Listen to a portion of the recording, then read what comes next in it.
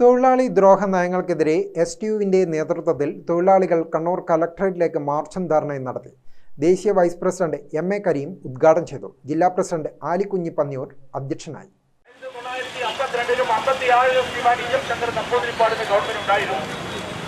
അദ്ദേഹം ഒന്നും തന്നെ തൊഴിലാളി വിരുദ്ധ നിലപാടുകൾ സ്വീകരിച്ചിരുന്നില്ല.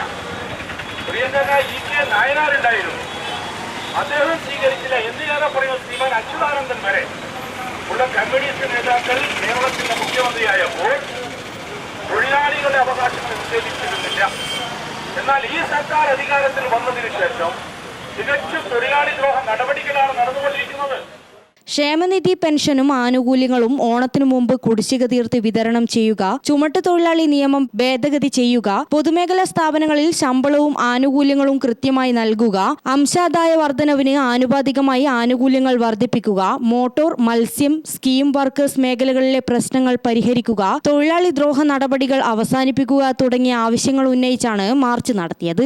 P Nasar, PK. Seenath, VK. C. Majeed, P. Hamsa Haji, KP. Naushad, Kottila Muhammad Kunhi, Palakkal Alavi, M. Sakeena, KP. Shakir തുടങ്ങിയവർ സംസാരിച്ചു. ജവഹർ സ്റ്റേഡിയം പരിസരത്ത് നിന്ന് ആരംഭിച്ച മാർച്ച് കലക്ടറേറ്റിന് മുന്നിൽ സമാപിച്ചു. ഗ്രാമിക ന്യൂസ്, കണ്ണൂർ.